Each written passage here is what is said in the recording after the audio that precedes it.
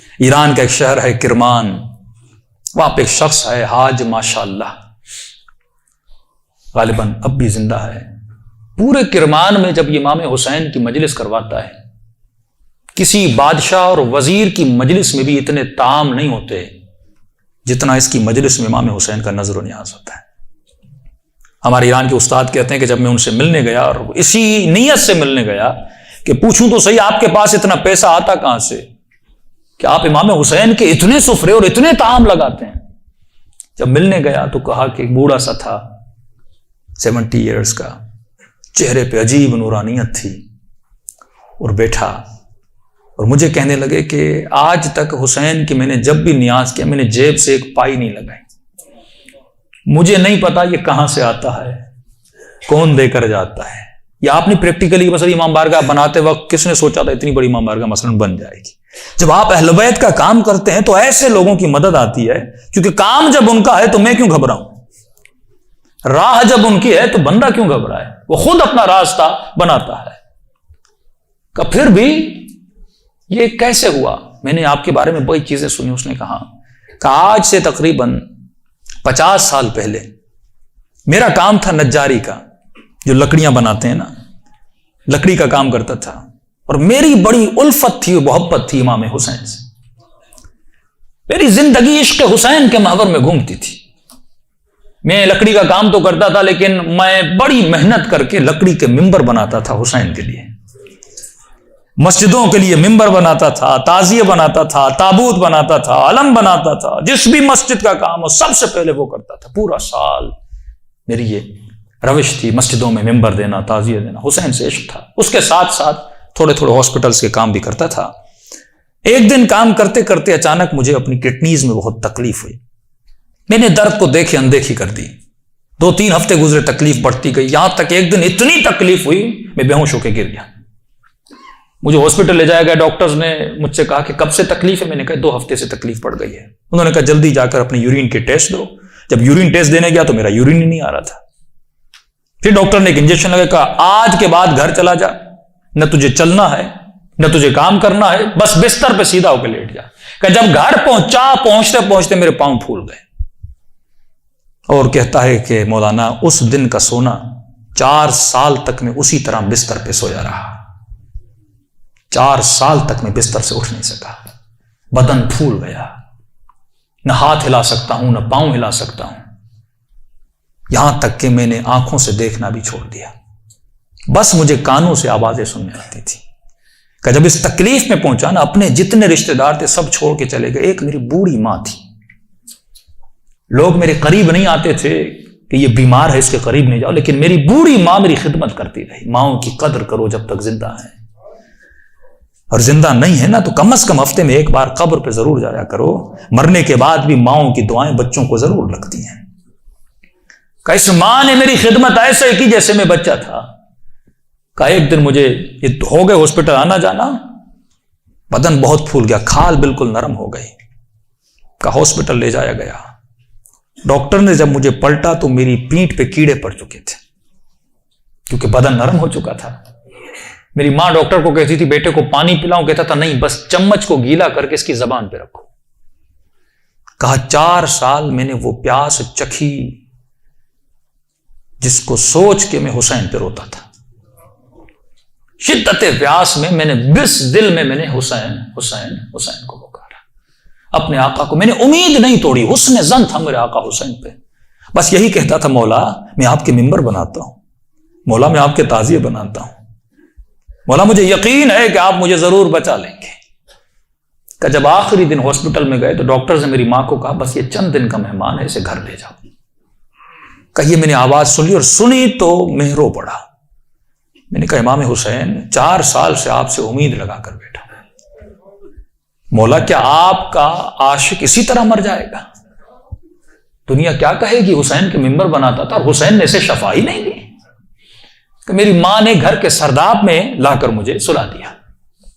कि वो दिन थे मुहर्रम के दिन, पहली मुहर्रम हुई, मेरी मां ने जल्दी जल्दी घर में सफाई करना शुरू की और नीचे आई, कहने लगी मेरे लाल मुहर्रम शुरू हो गया है, अब मैं तुझे हुसैन के हवाले करती हूं, मैं जाती हूं मजलिस सुनने। कहता मां ये कहकर चली गई, उस सरदाब में मैं सो रहा था, 4 मुहर्रम की रात आई। आज भी उसका घर मौजूद है, सब कुछ है। 4 मुहर्रम की रात आई, मैंने देखा खिड़की से एक परिंदा अंदर आया। कहते तब तक कान काम करते थे, लेकिन जैसे ये परिंदा आया मेरी आंखों ने देखना शुरू किया। लेकिन ये अजीब कबूतर था जिसके 3 पर थे, सफेद था, सबज था और लाल पर था। मैंने जिंदगी में ऐसा कबूतर दुनिया में कहता मैंने नहीं देखा। पंजे उसके लाल थे। आया और आकर मेरे सिरहाने पे बैठ गया। बैठने के बाद उसने कलाम करना शुरू किया। मेरे कानों में आवाज देकर कहा तुझे प्यास लगी है, कुछ खाओगे, कुछ पियोगे? कहा 4 साल से जबानों पे ताला लगा था, पर अब यह ताला खुल गया। मैंने कहा मुझे बहुत प्यास लगी है, इतने सालों से प्यासा हूं। कहा पता नहीं उसकी चोंच में क्या था, उसने मेरे मुंह में डाला, बस वो बदन में जाना था। एक अजीब सी फरहत मुझे मिली। फिर वो परिंदा उड़ा और उड़ के सामने कुर्सी थी उस पर बैठ गया। अब मैं कह रहा अपने जहन में ये कह रहा था कि मौला हुसैन अगर तूने भेजा है तो ये उड़ के मेरे पास आएगा या मेरे बिस्तर के नीचे जाएगा, अगर तूने नहीं भेजा ये उड़ के चला जाए। का इतना कहना था, वो परिंदा उड़ा और मेरे बिस्तर के नीचे जाकर बैठ गया। का बस इतना हुआ, लेकिन अभी भी बिस्तर पे लेटा हुआ हूं, लेकिन थोड़ी फरहत मुझे मिल चुकी है। अब सोच रहा हूं ये परिंदा कौन है, कहां से आ रहा है। इतने में सुबह हुई, मेरी मां नीचे सरदाब में आई और उसके हाथ में रुमाल था। पहले जमाने में जब लोग रोते थे तो एक रुमाल रखते थे। का जल्दी दौड़ी दौड़ी आई और गीला सा रुमाल था, उसने इस रुमाल को मेरे ऊपर निचोड़ना शुरू किया। तो मैंने कहा कि अम्मा ये क्या है? कहा ये हुसैन के गम में जो आंसू बहा है ना, तेरे बदन पे मल रही है ताकि खुदा तुझे शफा दे दे। ये कहकर मेरी मां चली गई। जैसे जा रही थी मैंने कहा अम्मा अगर जहमत ना हो, एक कबूतर है इस बिस्तर के नीचे, अगर जहमत ना हो इसके लिए थोड़ा दाना और पानी रख लो। मां ने कहा कबूतर कहां से? कहा बस रख लो। कहा मां आई और उसने नीचे दाना रखा, पानी रखा, चली गई। कहते गालिबन 10 मुहर्रम का दिन हुआ। अब ये 10 या 14 इसके बीच में कहता है दिन हुआ। आशूरा का दिन हुआ। मैंने कहा मौला हुसैन आपकी आशूरा भी आ गई, अब भी मुझे शफा नहीं दोगे? कहा रो ही रहा था कि अचानक मेरे कमरे का दरवाजा खुला और मैंने एक नूरानी शख्स को अंदर आते हुए देखा। कि तब बिस्तर के साथ जो कुर्सी थी वहां आकर बैठ गए। बस मैंने चेहरा देख के समझ गया ये मेरा हुसैन है। कहता मुझे नहीं पता मैंने कैसे समझा, लेकिन मैंने देखा, मैं समझ गया मेरा आका हुसैन है।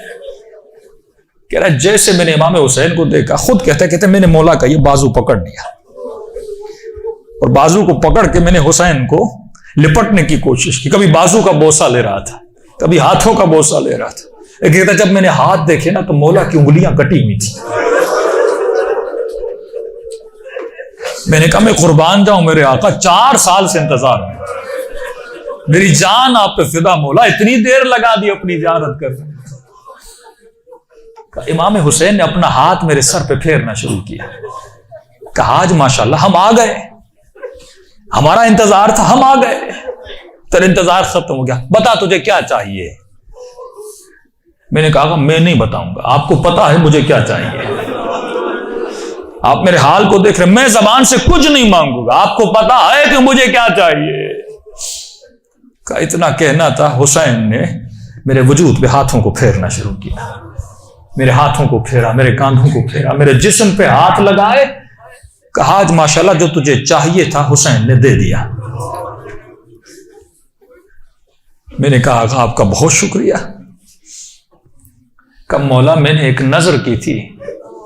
क्या की थी? आज माशाल्लाह मौला मैंने नजर की थी, अगर आप मुझे शफा देंगे मैं 10 दिन आपका न्याज करूंगा, 10 दिन मजलिस करूंगा और 10 दिन आपका न्याज करूंगा। इमाम हुसैन ने कहा आज माशाल्लाह 10 दिन अपनी तरफ से करना, 8 दिन मेरी तरफ से करना। कहा मौला 8 दिन किस चीज पे? कहा आज माशाल्लाह 10 दिन तू हुसैन के लिए करेगा और 8 दिन मेरी तरफ से मेरी अम्मा जहरा के लिए करेगा।